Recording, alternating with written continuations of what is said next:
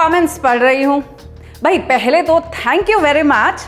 जो no oil veg थाली मैंने आपके साथ शेयर की थी ना, उसको 1 महीने के अंदर 1 मिलियन से ज़्यादा व्यूज़ देने के लिए। और आप में से बहुत सारे लोगों ने मुझे लिखा है कि पंकज जी कुछ ऐसी ही और रेसिपीज़ हमारे साथ शेयर कीजिए। तो लीजिए भाई, हाजिर है फिर से एक बार थाली भर के रेसिपीज़, वो भी बिना किसी घी तेल के। इंडियन फूड, वो भी बिना किसी घी तेल के। हाँ भाई हाँ, तो चलिए बनाते हैं ना नो ऑयल वेज थाली पार्ट 2। लेकिन इससे पहले कि ये थाली की रेसिपीज आपके साथ शेयर करूं, आप मुझे ये बताइए, आपने अभी तक मेरा चैनल सब्सक्राइब किया है कि नहीं किया?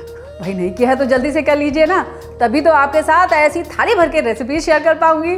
और हाँ, याद है ना आपको कि अगर आप ये बेल आइकन दबाते हैं तो मेरी हर नई रेसिपी का नोटिफिकेशन आप तक पहुंचेगा तुरंत।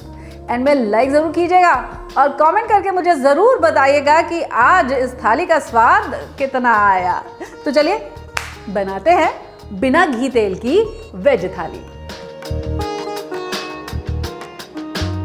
तो भाई सबसे पहले तो अपनी ऑयल की बोतल को मैं करती हूँ साइड में, क्योंकि आज कोई तेल का इस्तेमाल नहीं होने जा रहा है। अच्छा, अब ये बताइए कि हमारा जो रोज़मर्रा का जो खाना होता है ना, इंडियन थाली जिसको कहते हैं, उसमें क्या क्या होता है? उसमें होता है एक दाल, चावल, रोटी और कुछ सब्जियां, रायता, राइट? तो पहले क्या करते हैं, पहले दाल बनाते हैं। और हमारा चैलेंज ये है कि ये दाल बननी चाहिए इतनी डिलीशियस कि सबको लगे कि इसमें किसी तड़के की ज़रूरत ही नहीं। तो उसके लिए मैं इस्तेमाल करने वाली हूँ आज मूंग की दाल का। और ये इंस्पिरेशन मुझे मिली है मुरादाबादी मूंग की दाल से। जानते हैं मुरादाबाद में मूंग की दाल की चाट बिकती है, तो उसी चाट को एक चटपटे अंदाज में हम इस्तेमाल करेंगे आज अपनी दाल के साथ। 1 कटोरी मैंने ले ली है दाल। पहले दाल को अच्छे से धो लिया जाए।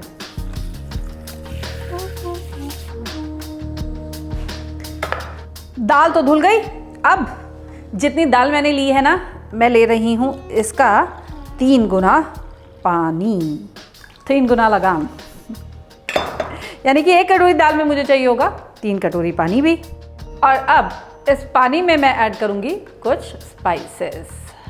भाई सीधे साधे वही हल्दी, नमक, उसके साथ थोड़ी सी लाल मिर्च पाउडर, आधी छोटी चम्मच हल्दी, आधा छोटा चम्मच लाल मिर्च पाउडर भी। इसी के साथ थोड़ी बारीक कटी हुई ये हरी मिर्च, हाँ लाल मिर्च भी और हरी मिर्च भी। और डालूंगी कुछ बारीक कटी हुई अदरक भी। और अब क्या करेंगे, प्रेशर कुकर में दाल को पका लेंगे केवल 2 सीटी आने तक।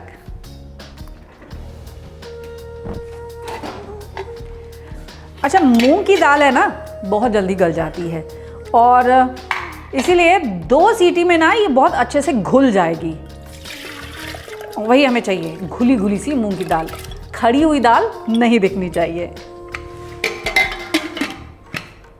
तो दाल को पकने के लिए चढ़ा देते हैं।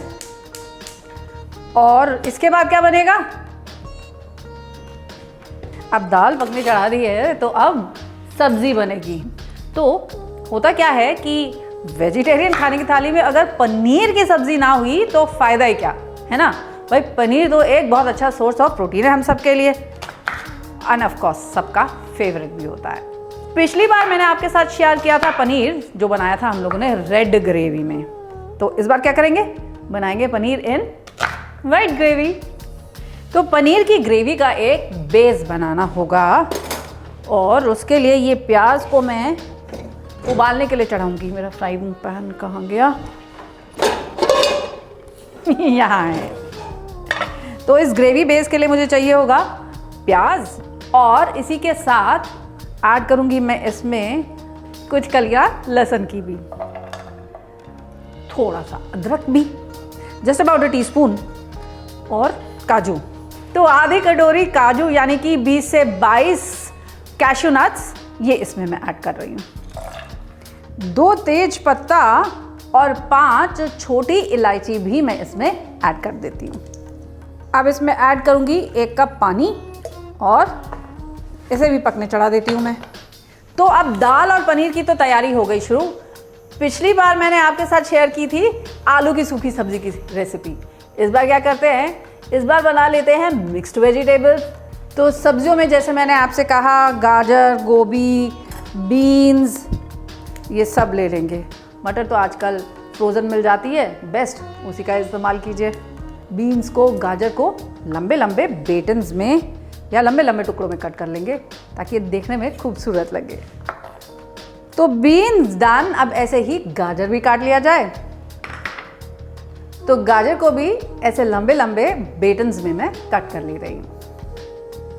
अच्छा, ये गोभी मैंने ना ऑलरेडी ऐसे फ्लोरेट्स में कट करके रख ली है। गोभी, गाजर, बीन्स सब डन। मटर ऑलरेडी मेरे पास फ्रोज़न है। तो अब इसकी सब्जी बनाते हैं, लेकिन उससे पहले देखिए यहाँ पर ये प्याज, लहसुन, काजू सब पक चुका है।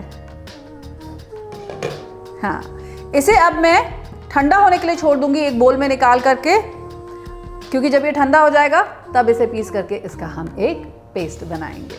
लाओ भाई, आओ भाई, तुमको किया जाए अब ठंडा।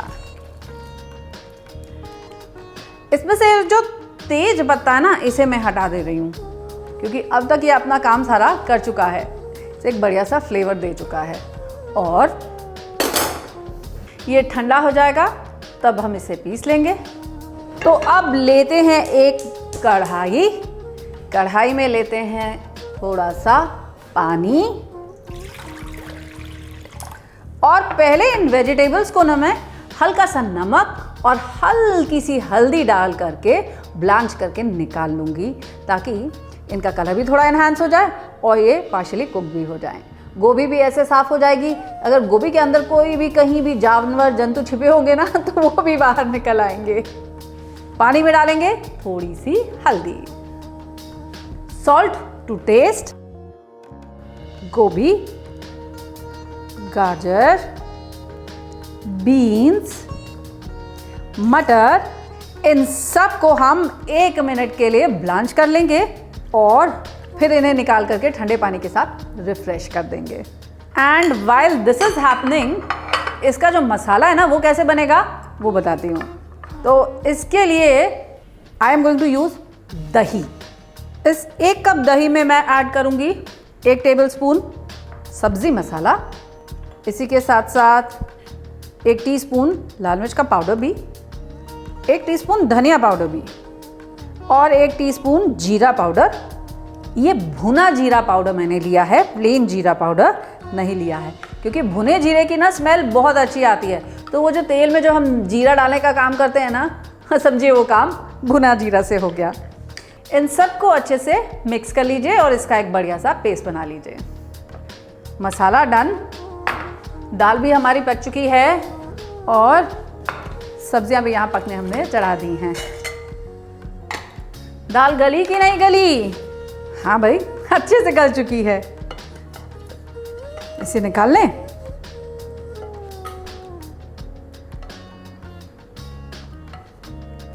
दाल तो उबल गई, इसमें काफ़ी अच्छा फ्लेवर भी है, लेकिन इसके फाइनल फ्लेवर के लिए ना इसमें अब पोर करूँगी मैं थोड़ी सी लेमन जूस। तो 1 टेबलस्पून नींबू का रस आप मिला दीजिए इसमें। मिक्स दिस इन, और अब इस पर स्प्रिंकल करूँगी मैं थोड़ा सा भुना जीरा पाउडर, थोड़ा सा लाल मिर्च का पाउडर, और ऐड करेंगे इसके ऊपर थोड़ी बारीक कटी हुई धनिया भी। तो दाल तो हो गई हमारी रेडी, और अब जो पनीर का मसाला बनाया था वो हो चुका है ठंडा, उसे पीस लिया जाए।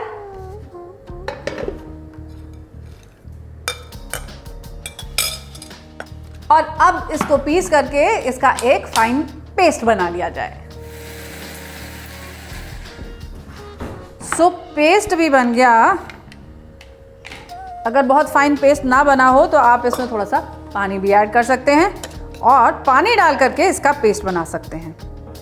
थोड़ा इसमें पानी और डालूंगी मैं, अबाउट ½ कप, और इसे वॉश करके इसका पानी भी ले लेंगे ढक्कन से भी। तो ये हमारी पनीर की ग्रेवी का बेस रेडी हो गया। अब वेजिटेबल्स, ये देखिए, ये एकदम ब्लांच हो चुकी हैं। इनको भी मैं निकाल लेती हूँ। ड्रेन आउट कर देंगे हम इसका एक्स्ट्रा वाटर। इस पानी को ड्रेन आउट कर देंगे और इन वेजिटेबल्स को वापस इस कढ़ाई में लेंगे और इसके साथ ये जो मसाला मैंने बना करके रखा हुआ है ना, ये मसाला मैं ऐड कर दूंगी। तो ऐड करूंगी इसमें थोड़ा सा नमक, और क्योंकि जो नमक मैंने ऐड किया था वो नमक तो पानी के साथ बह चुका है। इन मसालों के साथ इन वेजिटेबल्स को अब आप कर लीजिए मिक्स, और अब इसे ढक के मैं पकने के लिए छोड़ दूंगी तकरीबन 7 से 8 मिनट के लिए, जब तक कि ये सारी वेजिटेबल्स अच्छे से गल नहीं जाती और जितना भी दही का पानी है ना, जो मॉइस्चर है, वो सूख नहीं जाता। तो सब्जी भी पक जाएगी अगले 7 से 8 मिनट में। पनीर उसे भी तो पकाने चढ़ाना है ना। तो पनीर की ग्रेवी को मैं निकाल ले रही हूँ यहाँ एक फ्राइंग पैन में। अब इसमें पनीर के क्यूब्स को कट करके मैं ऐड कर दूंगी। इसमें ऐड करते हैं अपने पनीर के पीसेस, सॉल्ट टू टेस्ट यानी कि नमक स्वाद अनुसार। अच्छा, क्योंकि मैं वाइट बेस बना रही हूँ ना, तो मैं इसमें काली मिर्च या लाल मिर्च का इस्तेमाल नहीं कर रही। मैं इसमें ऐड करने जा रही हूँ वाइट पेपर पाउडर का, यानी कि सफ़ेद मिर्च के पाउडर का। और ऐड करूँगी मैं इसमें 1 टीस्पून कसूरी मेथी, जिसे मैं अपने हाथों से ना यूँ रगड़ करके तब ऐड करूँगी। तो कसूरी मेथी को रगड़ के हमेशा भाई क्यों ऐड करेंगे? सीधी सी बात है, जब आप इसे अपने पाम्स के बीच में रगड़ते हैं ना, तो हाथ रगड़ने से वो जो गर्माहट पैदा होती है, उसकी वजह से ये कसूरी मेथी थोड़ी सी और महक जाती है। डन। और अब इसमें ऐड कर रही हूँ मैं क्रीम, इसे थोड़ा सा और रिच करने के लिए। Mix this up. इसे ढक करके मैं पकने दूंगी केवल 3 से 4 मिनट के लिए।